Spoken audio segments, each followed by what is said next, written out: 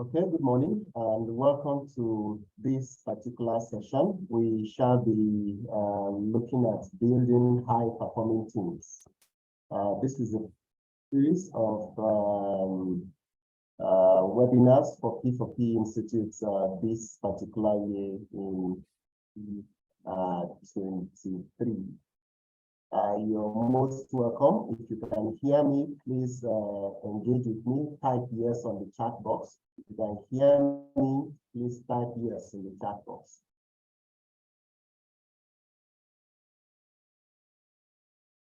Thank you. Thank you. Thank you. Thank you. Thank you.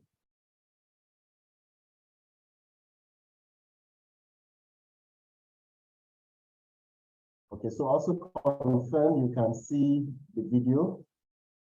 Send I see on the chat box. If you can see the video, send I see on the chat box.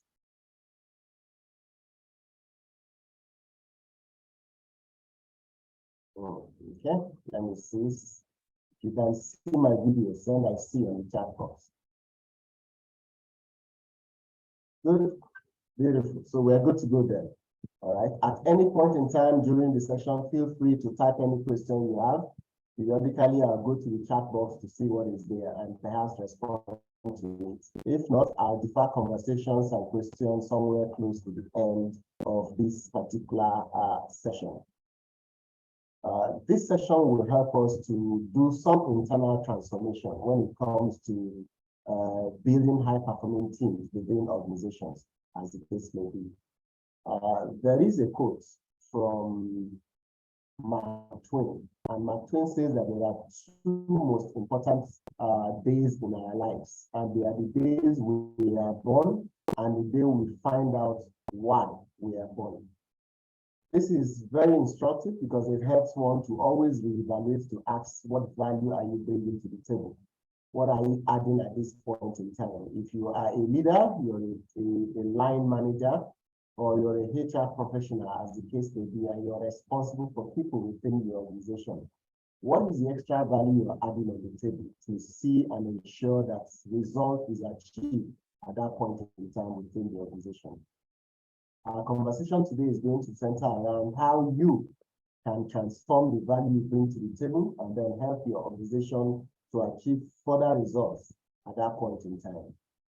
But first things first, my name is Joel Oniki, and I represent P4P Institute. We are a consulting firm in Lagos State, focused on business growth, focused on HR transformation, organizational development, and project management. We've been around for the past 12 years and have had the opportunity to engage several organizations in helping them to design their growth objective and how they can achieve these objectives. Over time, one of the things we've discovered is that organizations struggle with their team. They may have the right set of people within the organization, but sometimes there's always team issues, there are bonding issues, there are personality issues, there is working together issues, there are performance failures, all right? There are balls being dropped regularly. And so it has been that institutions spend some time helping their team members to grow and develop so that they can work together in unison to achieve results. I have had an interest in the past 21 years or thereabouts, helping organizations to design what is next for them. I'm a trusted advisor, and I spent time speaking to executives, speaking to HR professionals, and also helping them to see what is next for them, what is next for the organization, and how can they bring to the table added value at that point in time. And over this particular time, it is very clear that everybody needs help.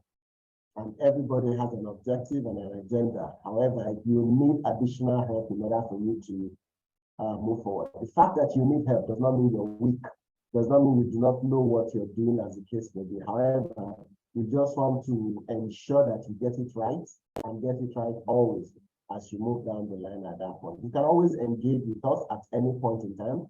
Feel free to reach out to us at any of our contact details that are up on this particular slide. So what are we going to be looking at last session?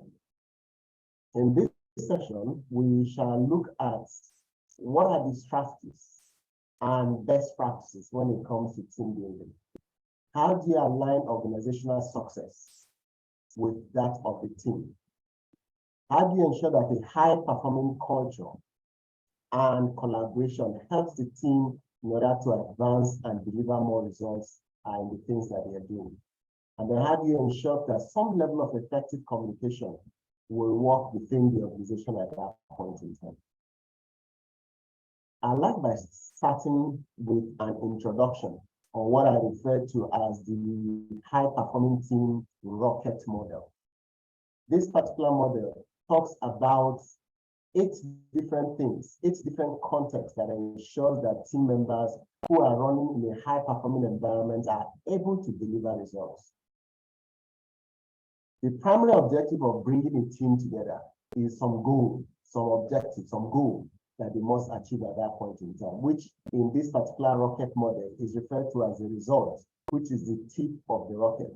That is what we want to achieve. We want to achieve that particular result at that point in time. However, for that result to be achieved, we must look at the power brokers within the team. We'll look at those who are in charge, as the case may be. What is the health of the team in terms of morale? What is the attitude within the team? Does the team feel excited, feel engaged, feel like moving forward at that point in time? What are the norms that guide behavior within the team? Are people in compliance with those particular norms at that point in time? Or the team themselves, do they buy into the objective? Do they buy into the goal that we're pursuing at that point? Are they mission focused? Right? Everything they do on a daily basis, on a weekly basis, in every engagement, they are focused on driving the results of that particular team. Then the members that you have within the team, are they talented enough for the role that has been assigned to them at that point in time within the team? Now, within all this is also context. What is the operating environment that the team is working in? From a standpoint of, are they market-facing team? Are they back office team? Are they bottom line driven team members? Or are they operationally driven team members? Are you operating in an environment where the industry is highly focused on efficiency? Or is it on effectiveness? Or is it on excellence? Some of these are some of the contexts that the team will find themselves in. Do you also have a team that was created fresh from start? The context is that you brought the team together the first time. So most probably your business is a startup or is less than 5 years old. So culture has not formed very well within that particular team. So that's the kind of context. Or do you have team members who were recently recruited and they joined existing team? And so they are trying to settle down and understand what is within the organization at that point in time. This is the context within which your team is going to be operating in. And we refer to this particular model as a practical guide for you to build high-performing teams. If you can be very clear on the result to be achieved, and you distill power to the right quarters within the team, and morale is relatively high, with people respecting the norms within the team, and there is sufficient buy-in to deliver results at that point. And every team member was carefully selected to play his part and play his role, and they are focused on their mission. Results is given. Now, in order to help organizations, sometimes when we engage with them, one of the things we do is we do a team assessment survey. So there's a survey document that we send across team members, and then we're able to engage with them so that they can evaluate members of the team based on these 8 criteria that is presented on this particular rocket. Then at the end of that assessment, you can then tell very clearly whether you have team members that are in compliance with the norm, you have team members that are focused on the mission, or are the team talented enough to deliver the results. It also, the outcome of that survey also comes with what you can do if there's any misalignment in any of these particular areas. And this comes in forms of tools to help you to improve. All right, these particular tools will guide you, will help you to ensure that you are focused on getting the best results forward at that point in time to deliver within the team. Then there is a scorecard. After you have done this survey and you've taken this survey, and then you begin to implement the improvement plans that have been put in place, there's a scorecard to track progress. Are we making progress for each of the areas we said that we're going to work on at that point in time within the team? This will actually help us to ensure that whatever it is we've said that we're going to do in the team, that we are actually doing it. And those particular things are leading us towards the results that we're supposed to get within the team at that point in time. So these are examples of critical areas that will ensure that we are able to drive towards the success of the team. Then the fourth part of the rocket model is to enable you to benchmark. So you can benchmark and see whether we are getting results. Are we making progress? Are we doing similar to our competitors? Are we doing similar to our peers in the industry? Because sometimes when you do this benchmarking, you're looking at how are we doing compared to others.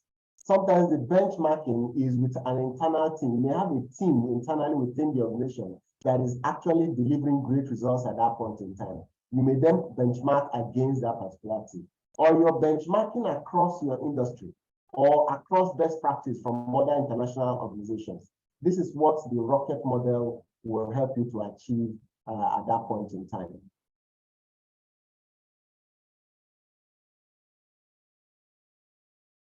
Now, here's an example of the scorecard.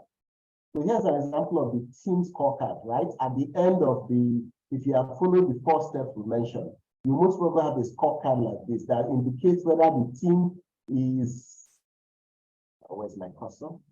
Okay, good. Whether the team is exceeding targets, are they near or below targets? Are they on targets? Are they well behind or well below targets? Okay. The goals that are in red are usually the vital goals that the organization must deliver at that point in time.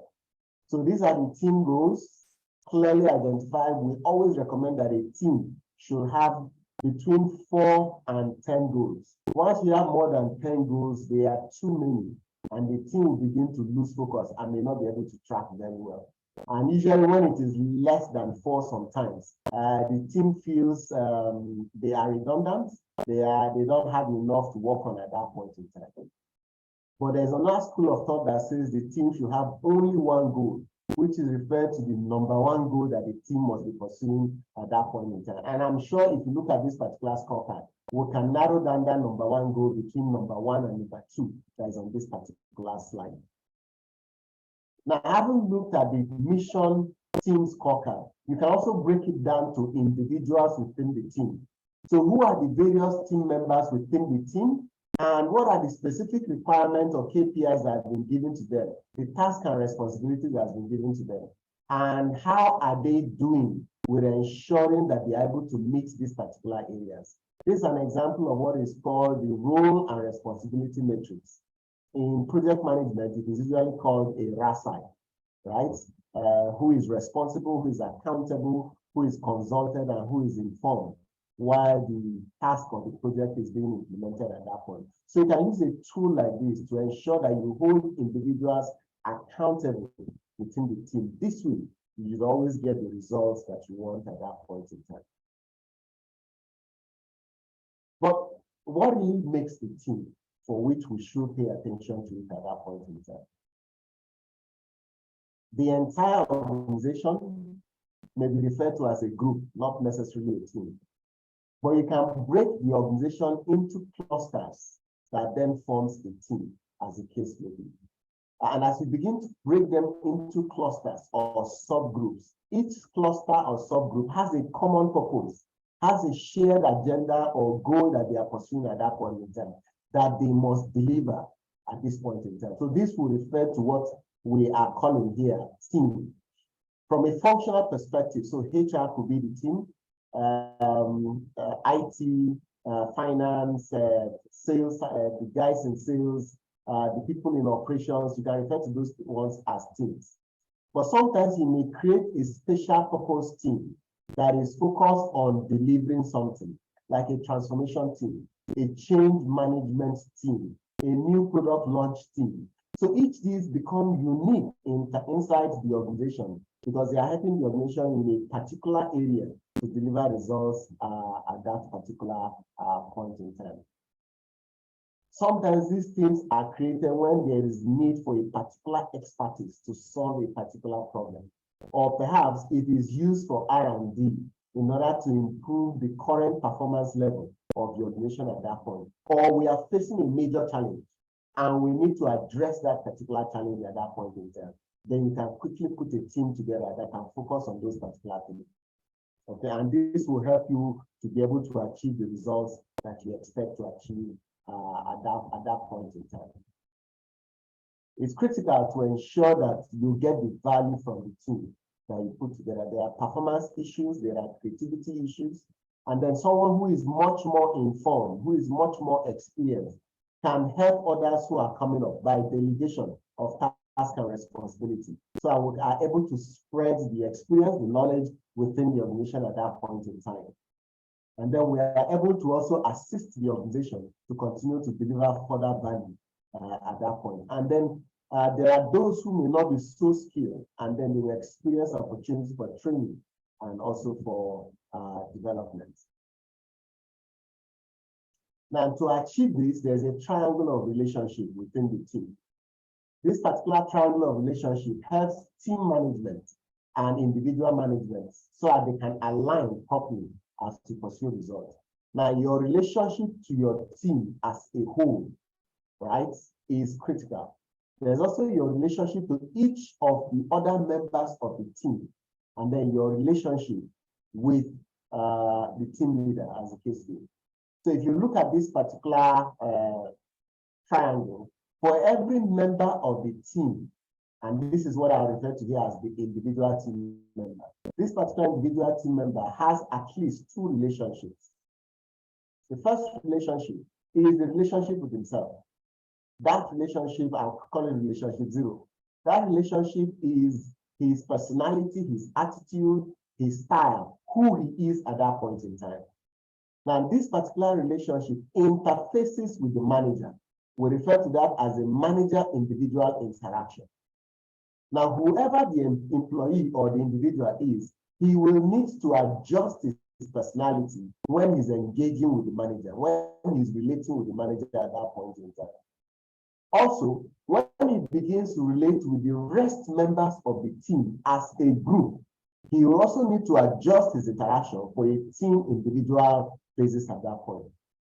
The manager also that has interacted with team also interacts with the entire team together as one. So you have this triangle of relationship in everything. Sometimes one of these parts of this relationship breaks down or fails. There are teams where the manager and the team have no problem. All is going well.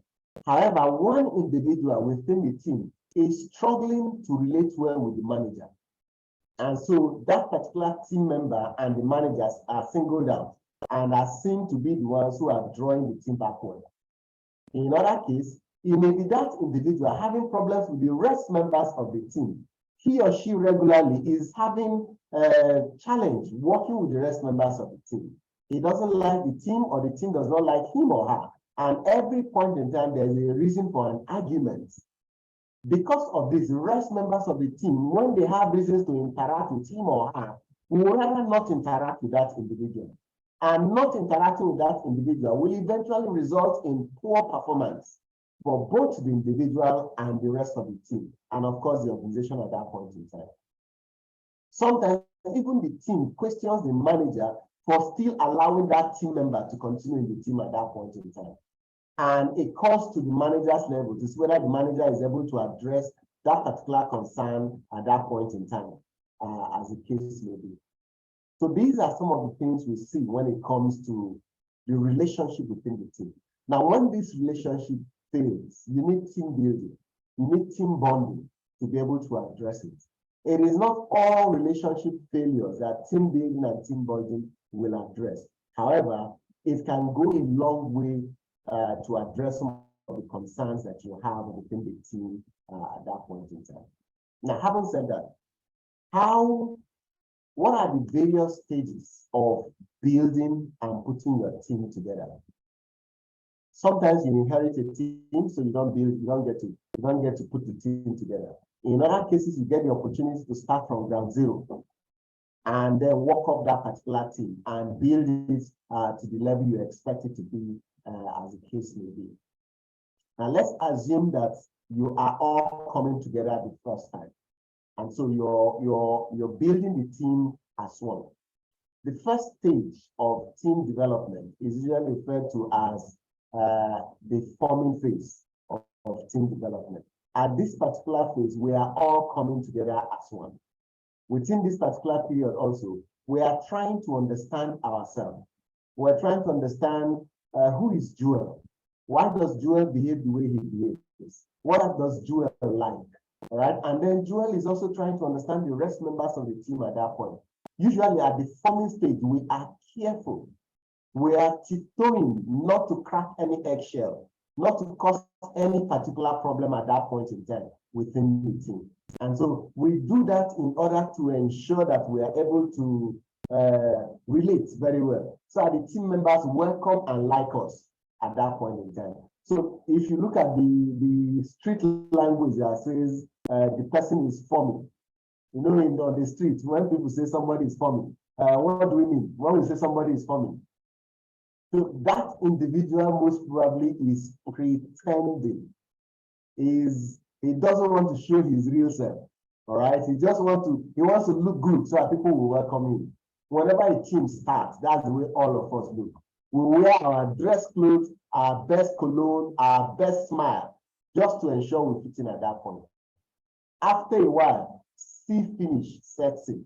We are tired of this forming thing, and we start showing our true color at that point in time. We will now move to the second stage that is called storming. This is the point in time when if you take something from my table without telling me, I'm going to scream. Why will you take something from my table without permission? Meanwhile, during the forming stage, I say, it's okay, no problem, you can take it. But at this point in time, my real self now shows up. You now begin to understand, okay, Joel is the kind of person that must be in the know. You must take permission from him before you do anything, as the case may be. And then that is when you discover that the other person is a shouter, that at every team meeting, he cannot keep his voice down, he must raise his voice. His real personality begins to show at that point in time. While another person is somebody that doesn't like to share. All right, during lunch, during tea break, during any time we're having some personal time, he prefers to be alone. So our real personality begins to show at that point. And sometimes we even question team leadership. Who made you our team leader? Is it because you joined the organization before I joined the organization? Is that why you're team leader? Or is it because you're more senior? Who says that because you're more senior, you're more experienced as the case may be? So there are what we call kata within the team. You begin to have issues, constraints, even resource allocation. Say, please, no, leave the stapler on my table. I'm always using the stapler. Please leave the printer on this particular side. So we begin to drag various resources in the team at that point in time. Whenever this kind of thing will happen, you should notice that a team is struggling over things like this. They are at the storming phase of team development. Sometimes it takes the appointed leader or a self-appointed leader to rise up and move the team to stage 3, which is nominee. So that individual or the team at a point in time says, I think they are tired of this. I think it is time for us to begin to settle down properly within this team. Unfortunately, it is not all teams that arrive at nominee. Some team, after struggling during the storming phase, some resign and leave the team. They cannot take it anymore. You hear somebody says that I cannot continue to work there. Enough is enough. Those who don't respect me. Or another person says, I cannot continue to work in that particular place. They don't give me opportunity in that area. That's an example of somebody that could not survive the storm within his team. And so the individual walks away from that particular organization. At the nominee phase, a leader calls the team members together. Let's come to a round table. Let's discuss. What should be the formula for sharing resources? What should be the procedure for discussion? What should be the way we address ourselves? Are we on first name basis? So we begin to put rules in place at the nominee phase. These rules is generally accepted by all team members and it begins to guide us. Gradually, the storm in the team begins to quiet down at that point in time. There is no more struggle, no more concerns at that point. We are now all respecting everybody according to what has been said. Because we have put the norm in place, and guess what? The norming phase is the shortest part of the team building or the team development. Because once the rules are set in place, everybody falls in line at that point. Once in a while, although norming has taken place, there may be one or two team members that once in a while disagrees with the norm. And you notice sometimes that that particular individual is always in the manager's bad books, either being sanctioned or having issues with the manager or something like that, because he or she is violating those particular norms. It is only after we have normalized that we shall move to performing level. Because at the storming stage, performance is really not happening very well. Because we are having constant conflict amongst ourselves, the work is not getting done. But after we normalize, we can then move to the performing stage. This is where we begin to approach high-performing teams. Note, high-performing teams does not happen in stage 1, 2, and 3. It is at stage 4 that performance begins to rev up and increase, and then we achieve the results we expect to have at that point in time. It's so unfortunate that a lot of organizations never get to stage 4. Interestingly. And for a very long time, notice that that organization is struggling. Month after month, quarter after quarter, year after year, because of the kind of team that they have allowed to operate within that particular organization. Sometimes the organization once in a while takes the decision and tries to shake up the entire team, asks a few persons to go and get some people inside again. But after a while, they go back again to their normal storming state, as the case may be, and they are not able to reach that level of performance. The last stage of team development is what we refer to the adjourning phase. The adjourning phase, just like the expression says, you are wrapping things up. After performing, the team has delivered. Maybe a committee, maybe a department, maybe a unit that was put together, they have delivered at that point in time. So success has been achieved. It is time for celebration, as the case may be. And then the team is disbanded. Now, while this is the process for team development of ad hoc teams, even for teams that work together regularly, this process can also work. Take, for example, the HR department. We can say the HR department is a team that has gone through this particular process.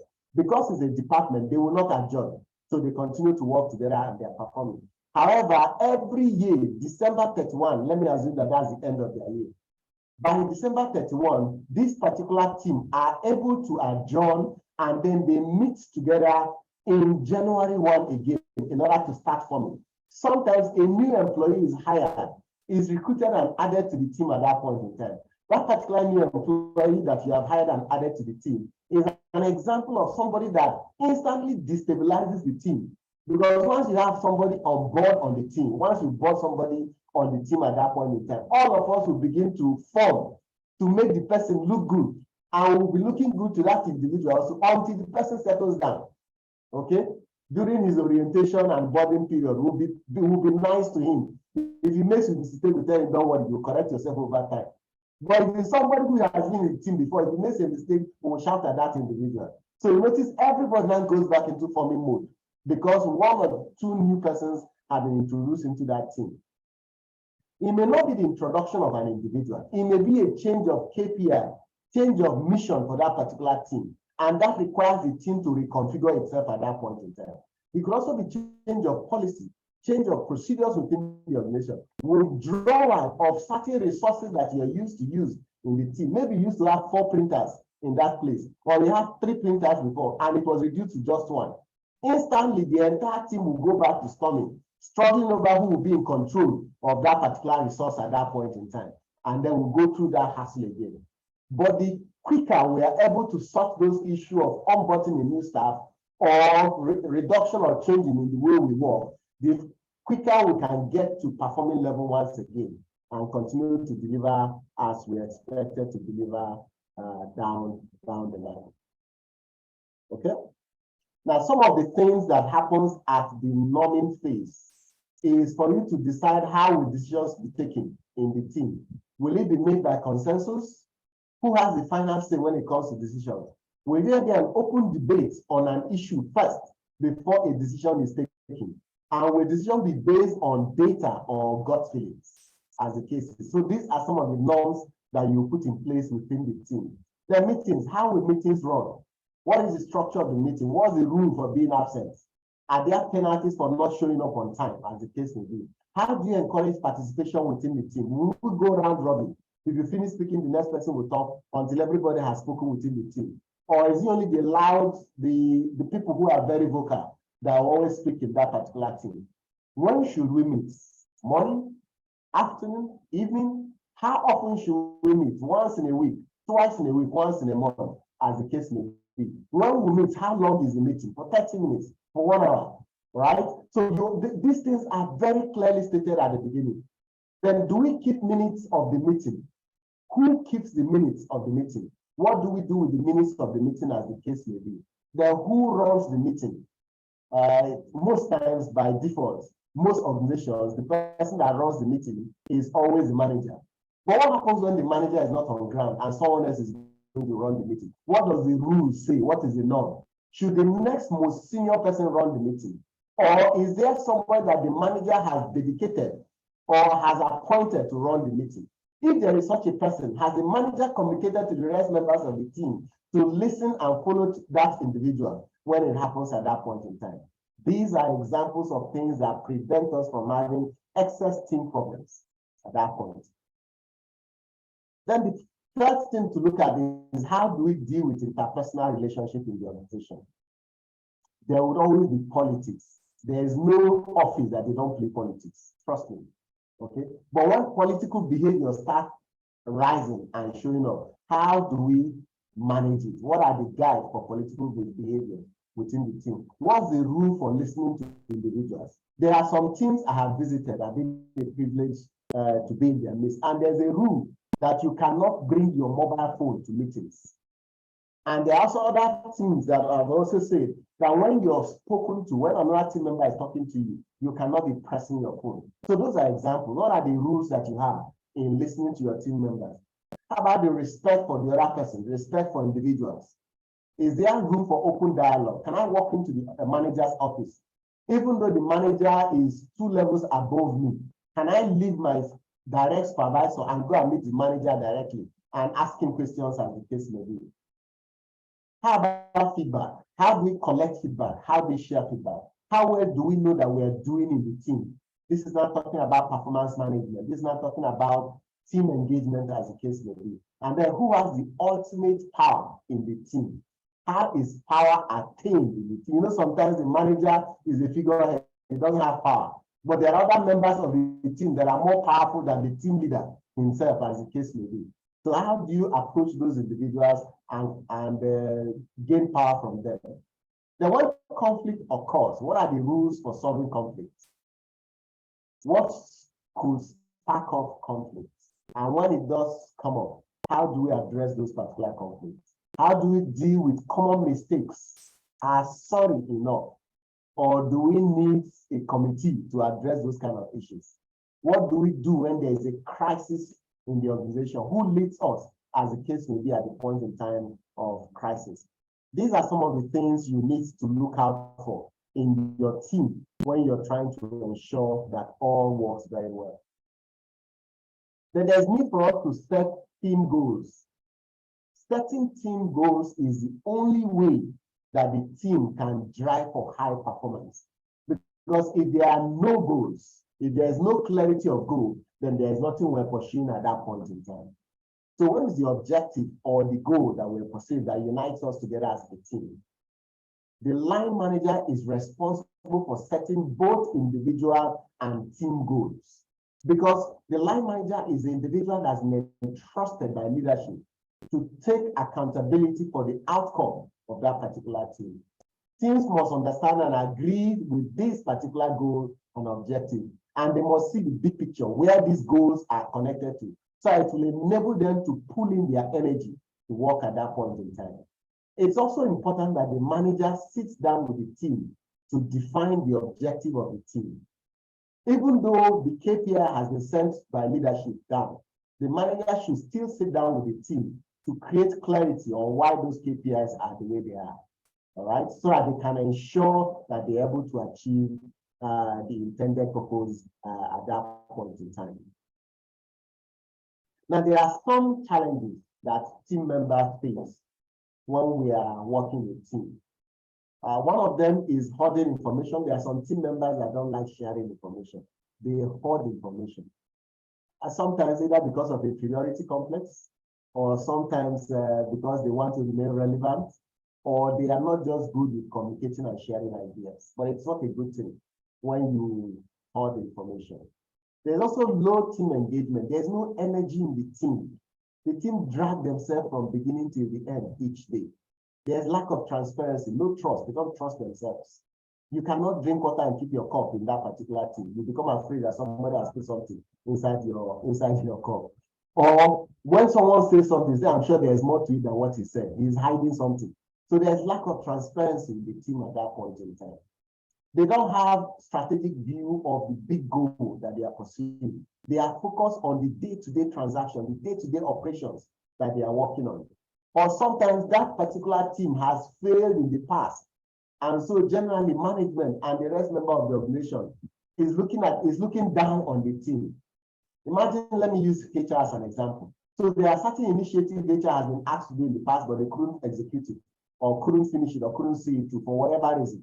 And so across the organization, there's the impression that HR could not come on to increase salary, they could not increase. Or organize a year-end party, they could not organize year-end party. So in the entire organization, there's a bad impression of that particular department at that point in time. So that affects the team. When they are working, in their mind, they are feeling that people don't even like us in this organization. Or the classic one, team members that work in silo. Please give me my own job. Let me do my job. They don't like working with their fellow colleagues. Or even when they are supposed to be working together, they are the type of people that will carry their resources and go and hide themselves in another corner of the office and go and work. They don't want to interact with other team members, as the case may be. If the work you're doing requires some measure of concentration and silence, then you can do that. But if you are always separating yourself from the team in the name that you need silence, as the case may be, you may be branded as an individual that likes working in silence, as the case may be at that point in time. So it's very important that we're able to look at this so we can deal with it accordingly. Now, what are some of the conditions that are required to ensure effectiveness and high performance? One, clarity of objectives. We said that earlier. Two, appropriate leadership. Do not appoint somebody that does not have the respect of the team to lead the team.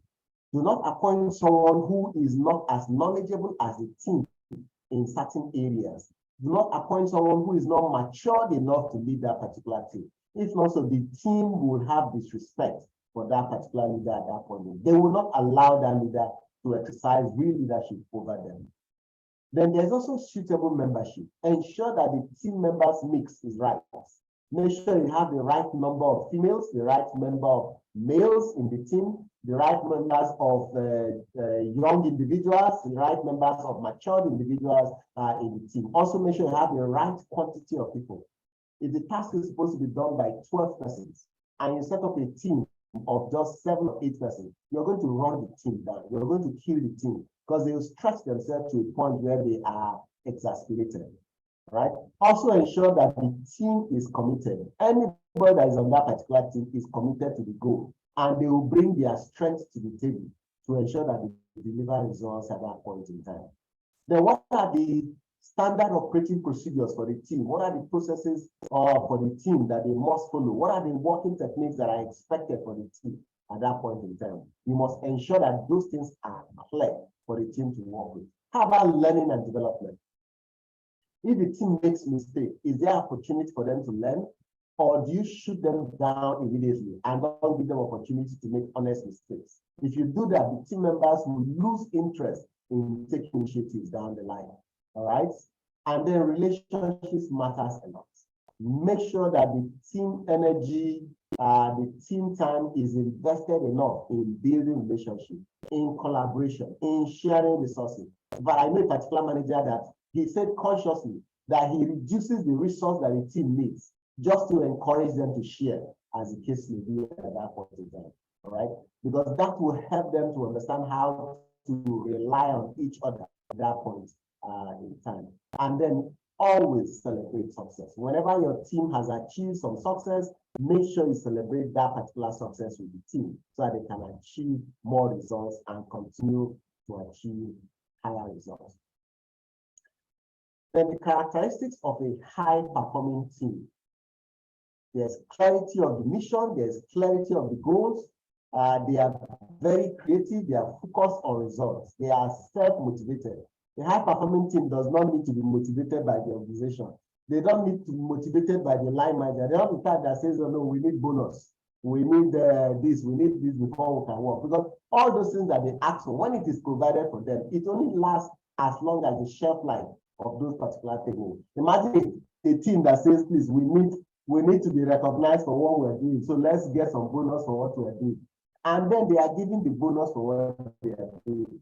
What happens after 3 months, after the bonus has gone?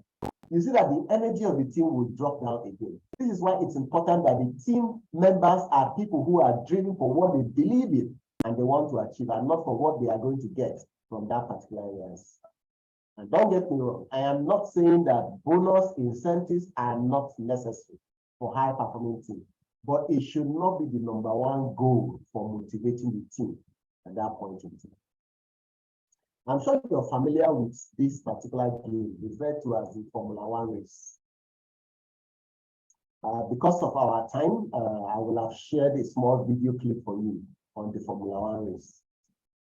In a very short time, in less than 10 seconds or thereabouts, or less than 15 seconds, as the case may be, the speedster drives into a park, all right, a quick service garage, and the 4 tires of the vehicle is removed and replaced with 4 brand new tires in 15 seconds. At the same 15 seconds, the fuel tank of the vehicle is refueled to full capacity in 15 seconds.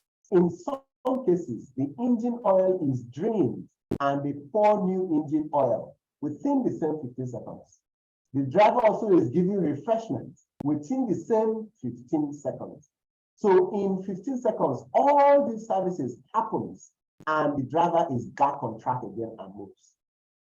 Is your team under the same level of high performance expectation as these particular individuals?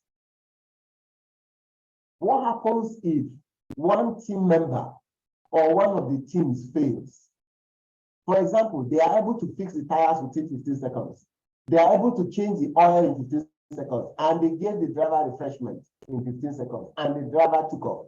But the team that was supposed to fuel the vehicle could not fuel the vehicle because they were quarreling amongst themselves. Who is going to hold the nozzle? Who is going to pull the pipe to the vehicle? And because of that, the vehicle was not fueled at that point in time, and he went back, the driver went back driving again.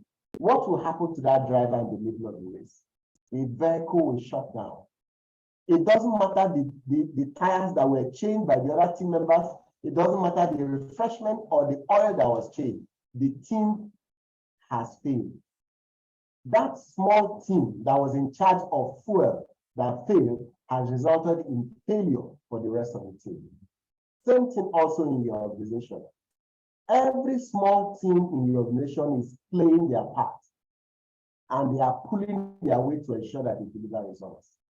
If one of that particular team fails, the bigger level organization would have also failed at that point in time. And this is why it's important that when it comes to high performance, that nobody drops the ball within the team at that point in time. We ensure that all are able to deliver the results that is expected of them. Some of the characteristics of the things we've mentioned here in being able to achieve this is that everybody is focused on the goal and they are super competent and motivated to do the job that is expected of them at that point in time. And they do not stop until they've gotten it right at that time. But there are certain dysfunctions that can make the team not achieve this level of result we've spoken about. There are certain things that can cause dysfunctions. Some of them include things like absence of trust, Imagine that the person that came to give the driver juice to drink is someone that the driver does not trust. And the two of them have been quarreling in the office for a long time. And then on this day, he is appointed to give the driver juice to. Do you think the driver will take it? Of course, the driver will say, no, he's not thirsty. He doesn't want to drink. Now, a driver that does not take refreshment and gets back into the game, to what extent will he survive in the game? It's like a runner that could not take water or could not take juice while he is running. He could not refresh himself. He will lose the energy in that political marathon at that point in time. So trust is critical to ensure that the ball is not dropped and the team does not fail at that point in time. Another one is fear of conflict. Sometimes team members, because they are afraid of conflicting with another individual, of quarreling or having issues with another team member, they just go with what is suggested, or they just accept what has been said at that point in time. Meanwhile, they either have better ideas or better ways to address it, or they see a risk, a problem coming, but because of fear of conflict, they keep quiet at that point in time. This will result ultimately to the team failing down the line at that point in time. Then there's also lack of commitment. You know, some of your colleagues in the office, they say, like, look, I'm just here to collect the salary. Once I find another job, I'm going. And there are some team members that are not committed to the goal. They are only there because of the returns. Beyond that, they are no longer interested. So there's lack of commitment, so to speak. And they don't pull their weight or pull their energy enough at that point. What then happens at that point is that the team does not experience the level of success that it will have experienced at that point in time. There's also avoidance of commitment.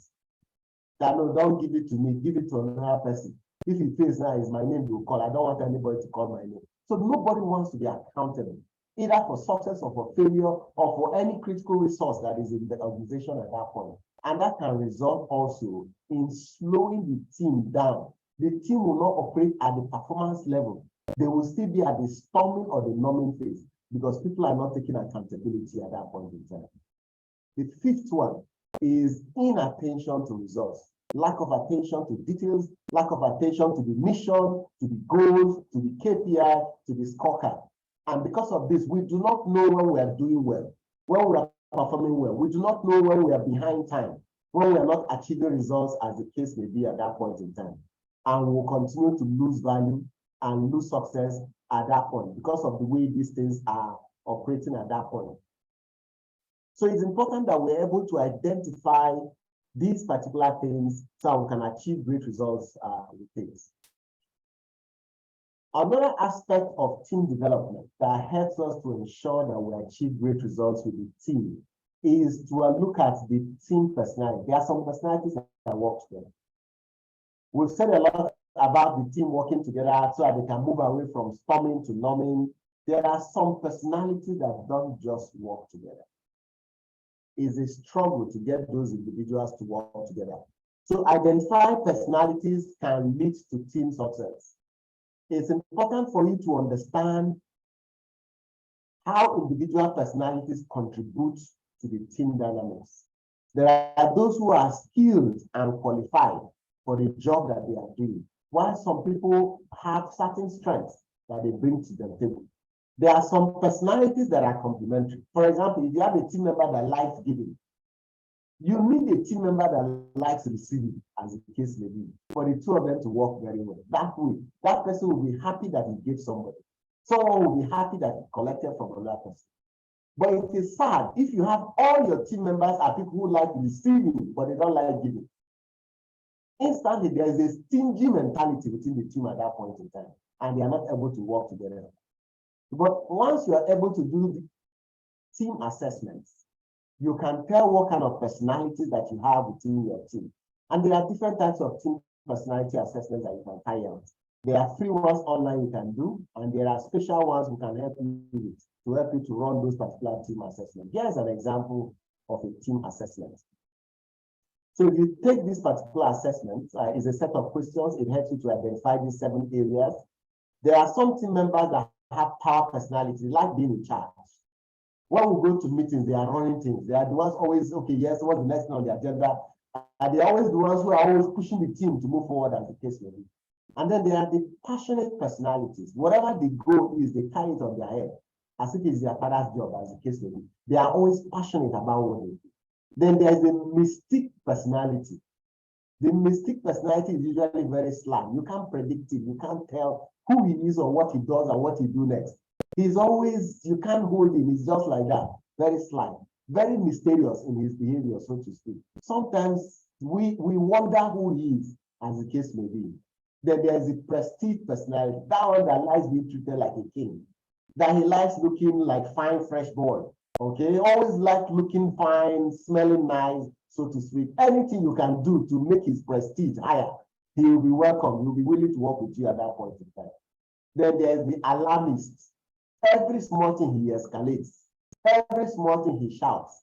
This is not going to work. This is going to cause this kind of problem. So that particular individual, everything for him is to blow alarm. And he could be discouraging to the rest members of the team.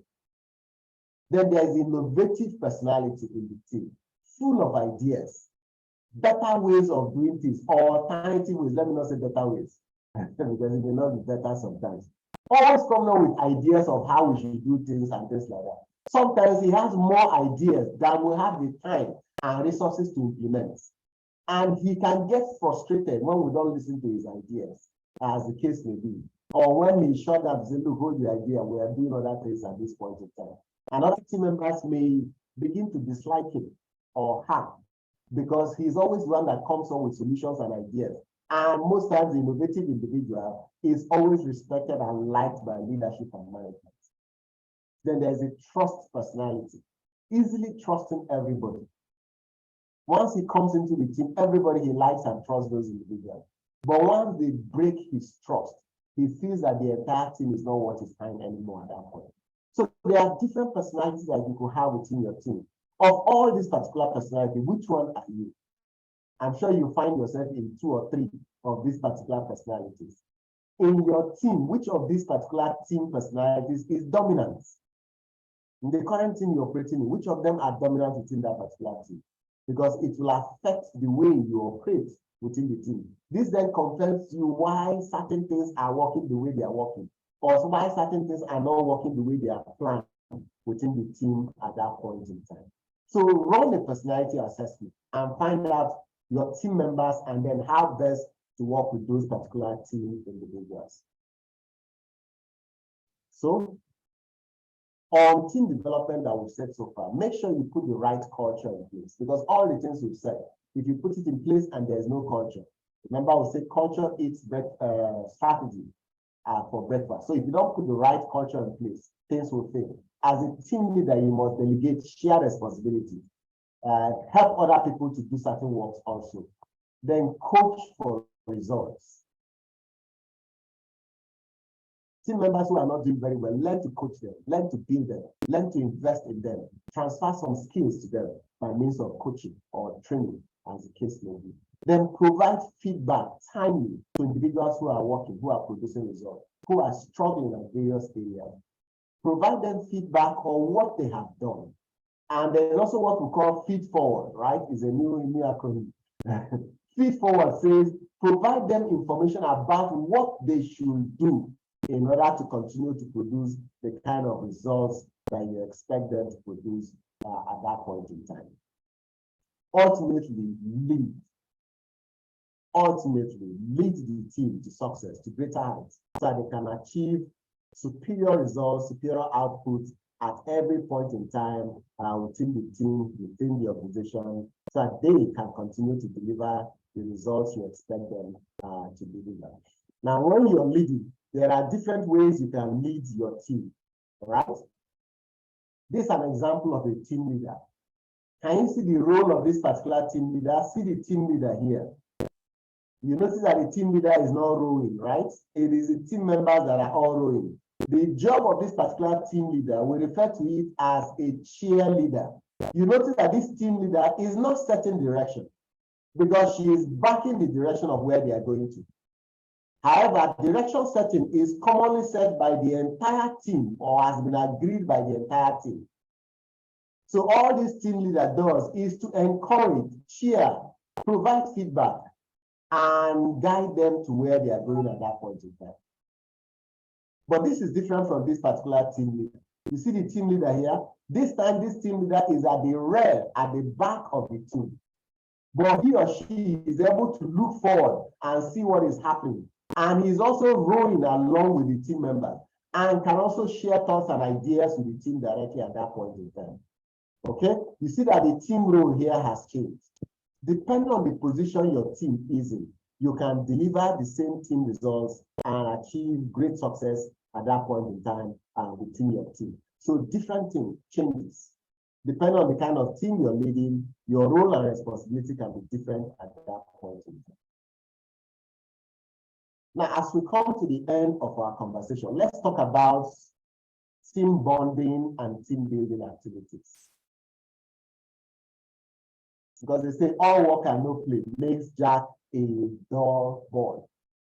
So as a team leader and as a high-performing team, periodically, you need to run some team bonding and team building activities. Some of these team bonding and team building activities can be indoor and they can be outdoor. When you have budget, you can go on an away day and go for a team building retreat. When you don't have that kind of budget, you can do something in the office and then maybe thank God it's Friday and put something together that everybody can benefit from, some small chops or something, some finger foods, and then they will enjoy with it. Then you introduce some activities that will help you to achieve these particular results. I'd like to introduce you to some of the activities that you can run within your team in order to achieve some of these particular results. An example is watch a movie together. Bring the team together, let's watch a movie. Team building movies are themes that showcase incredible leadership or feature the assembling of a team, sometimes of people who are misfits, who cannot work together, who were struggling together initially. But when you view the movies, you notice that they found a way to work together at that point in time. Some of these teams focus on teamwork, they focus on leadership, and they focus on some of the things that you can do in order to achieve results in this area.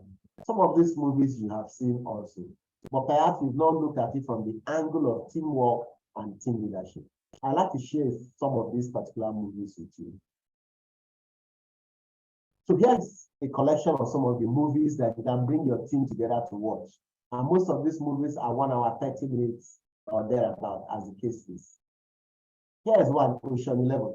I'm sure some of you will remember Ocean 11 and how they tried to recover some diamonds, and also they were able to get some things from a particular individual, and they had to work together as one to achieve the result. Or is it Apollo 13?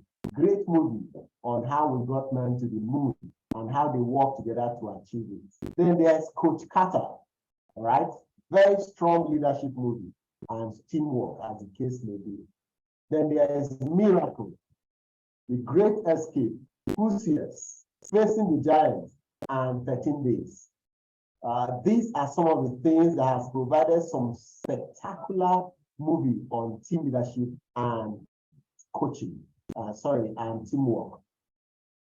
There is the Avengers, very, very popular. All of us are familiar with the Avengers, right? The Mighty Ducks, Take the Lead, all right? Invictus, The Incredibles for the young at heart amongst us, School of Rock, The Dirty Dozen, and Ghostbusters, way back in time, as the case may be. And then there's another list, Chucky, okay, I showed Ghostbusters, there's Harry Potter, there's Glory, A Bug's Life, The Magnificent Seven, The Italian Job, beautiful one, Drumline, right? Then Remember the Titans, The Last Castle, Glory Road, Cool Runnings, Armageddon, fantastic movie on trying to save the world from space. The Sting, Kung Fu Panda, yes. And you remember that this team just disagreed with the selection of this team member, but eventually was a great team player along the line at that point. Then there's also Pitch Perfect. Depending on the kind of individuals, the team members that you have in your organization, whether you have young ones, you have relatively baby boomers, you will find a movie in this collection. This collection of about 36, I think it's about 36 movies I've shared here. By the time you go through there, you will find something that is useful. 32 movies, that you find something that your team members can watch and help them to bond together and achieve great results in what they are doing. But it doesn't just have to be movies. There are other things you can do, other activities you can do in order to inspire team building. There are books that are designed for team building.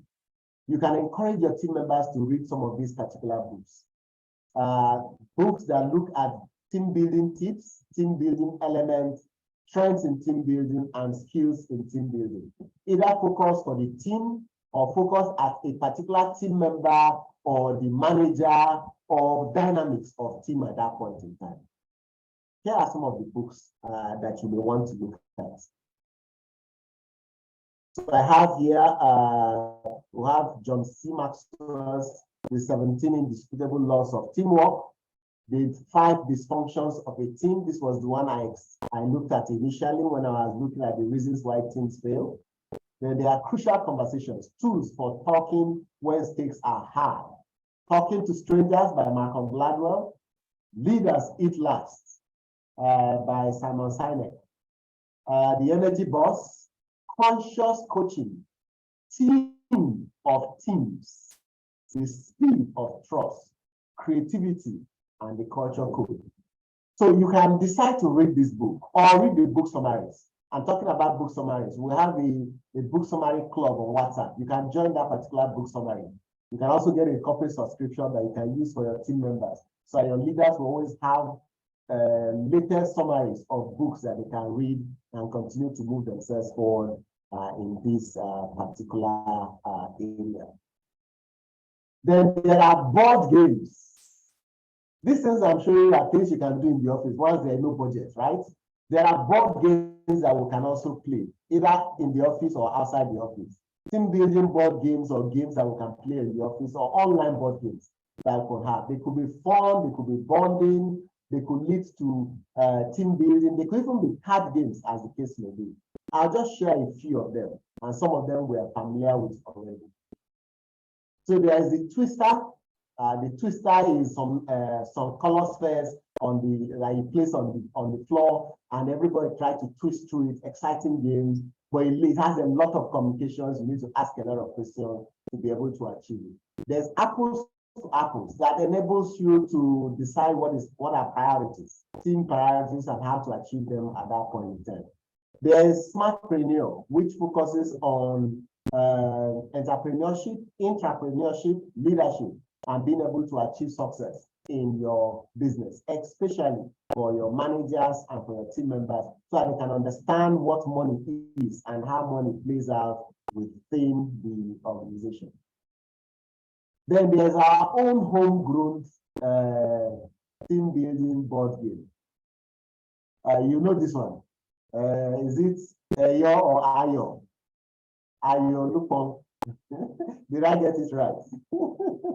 So this particular game is a fantastic game, right? We grew up thinking that this game is for our elders. It's a game that are played by our elders. It's not a game played in the office. But by looking at the history behind this particular game, you notice that this game dates back in time in Africa. It has always been a game that the African population enjoy playing. And the game has emerged over time till today, in recent times, such that even our known elders, very important dignitaries and personalities. You can see President Goodluck here and President Obasanjo all enjoy this particular game. So it is a game at all levels. You can also see women playing the game also here in a traditional setting, as the case may be. See our school children play the game also. And guess what? Even in the UK and the US, they play our own IO game also. So why don't you use this as an opportunity, as a way to also spark up some exciting part within your team, so you can deliver the kind of results that you expect to achieve within the organization, and then you can achieve great success at that point in time. Remember, a team must work together for them to achieve results. And the only way for them to work together is for you to consciously build that particular team and produce the results that they expect to produce. This way, you can achieve great results. Thank you very much for for paying attention in the past 1 hour of this particular session. I hope I've been able to share some thoughts that can help you to continue to advance your team and achieve great results. I'll take your questions and feedback. You can share some of them on the chat box as the case may be. But meanwhile, feel free. We have some executive programs and some team building programs that you may want to look at. We have leadership development programs, we have team building retreat programs, we have strategy planning retreats, organizational development programs that can help your organization to be able to advance in this particular area. Again, you can join us next week, exactly 1 week from today, for our Global HR Outlook Conference that is coming up at on the island. To give you the opportunity to meet some CEOs, some HR professionals, and understand also what are the emerging economic issues and things that are affecting us here in Africa, and what we can do in order to advance our organization, advance our team, and continue to deliver results in this particular area. Thank you very much for your time. I'll wait for a few minutes for your questions.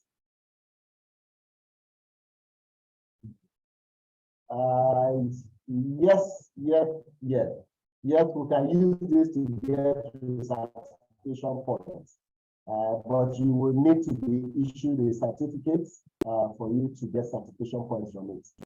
No, the recording will not be shared. However, you can access this recording once you talk to the institute. They will provide you with both my presentation, the slides, and also the recording, and a certificate of attending also.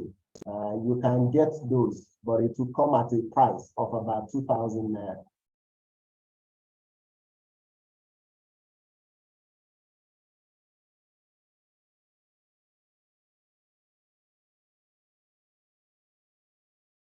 So just respond to the advert or to the email that invited you to this particular session, and we'll provide you with how you can get your certificates for this particular session. I could just put in the chat box, just send a mail to this particular email, and we shall provide you with those particular details. It's on the chat box, our email account.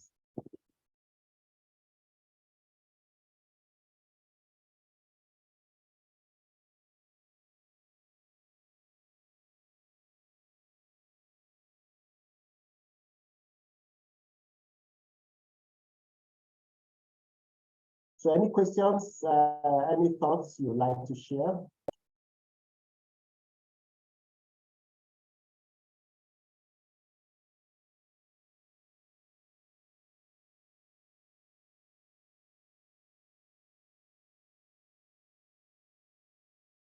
Okay, so we'll have a question from Amos. Question says, how do you handle a team member who just wants to do things at his own convenient time, who doesn't see any urgency in the job of the team or what is being done at that point in time? Again, this comes back to an indication that that team is, or that individual is currently at the storming phase. If we go back to our conversation earlier when we were looking at the various stages of team development, if I can share this again, you can see that that individual is at the storming phase.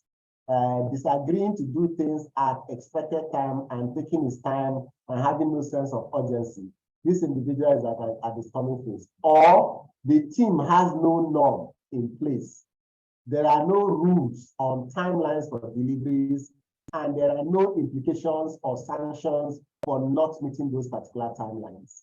It could also mean that the team leader has not spent some time to help the team member to identify what the constraints are. Are they competency issues? Is he struggling because he's not skilled in that particular area?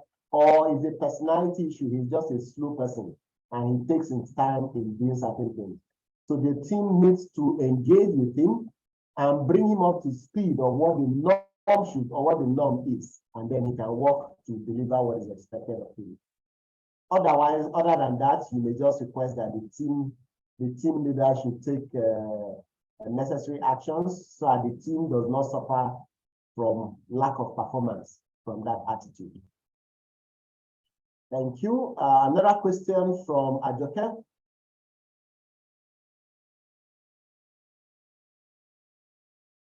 What can you do as a lead when as a team lead, I assume that's what you mean, as a team lead, when a particular team member does not want to unlearn what they know from their previous workplace, which is seriously impacting the team's performance? Again, that individual is at the storming phase.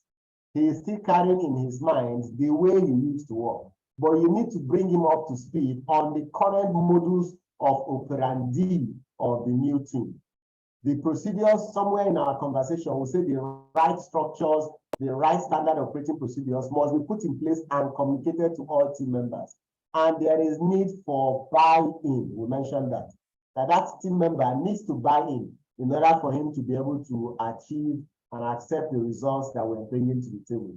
If he does not buy in, let me come back to the rocket model. We need that team member to buy in.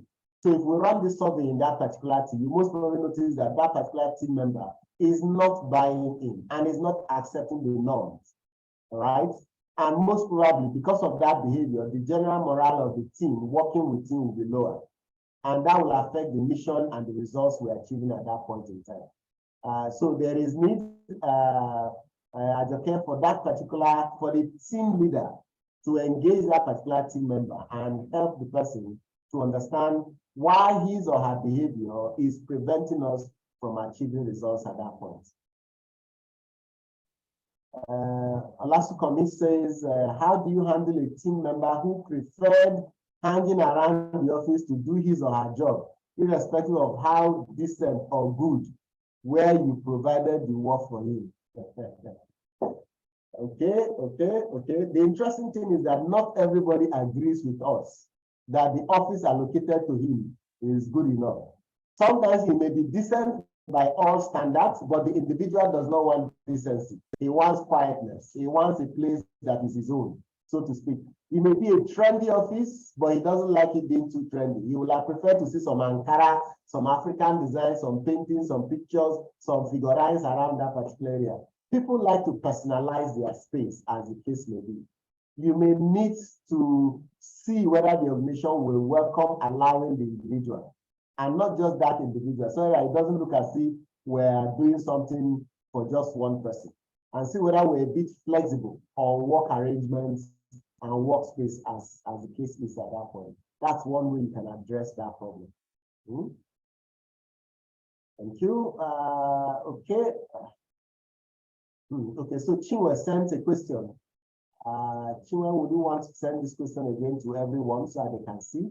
It says, how do you handle a team member who covers up a colleague's non-attendance to work, then acts uninformed of the absence, and then encourages the absentee team member to cover up this lie by exempting them from student? This person has problem. Very clearly, this particular individual, if you go back again, remember I spoke about team personality. This is an example of an individual within our team personality definition as someone who does not fit very well into our conversation. This particular individual has problem with trust issues and is also mystic. Right? There is need. This is sanctionable. If you this becomes public notice, or you are aware of it publicly or officially, maybe not publicly, you need to engage with the individual to help him understand that he is working at dysfunction to the team. He's breaking down the team. He's preventing the team from succeeding at that point in time. He needs to be brought to attention that what he's doing is not right. Now, in bringing him to attention, it may require a certain level of discipline, because part of your norm should include some measure of deterrence, so as such individuals and others will not repeat that attitude again in the future, as the case is.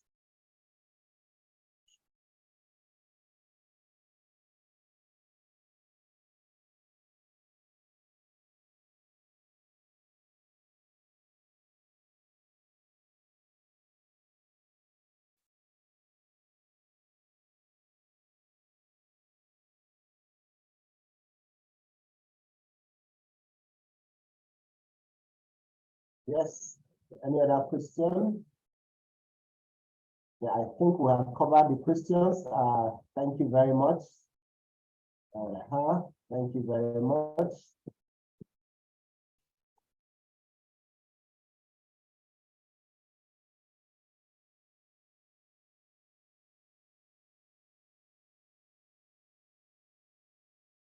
Okay, so thank you. If you're interested in the recording and in the certificate, so you can use it for credit units or submit it to your organization. Once again, please send us an email and then we will help you to achieve that. This conversation can also be brought to your organization so that you can use it extensively and also be able to share with the wider audience in the organization and everyone in the organization at that point in time, right?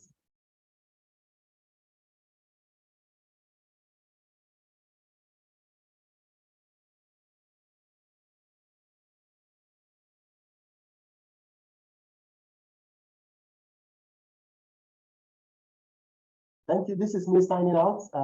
Thank you for your time and do enjoy the rest of your Thursday, right?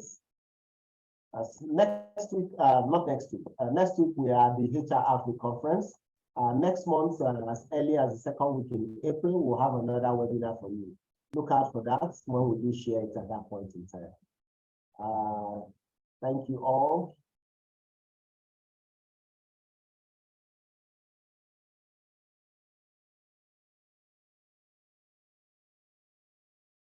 So if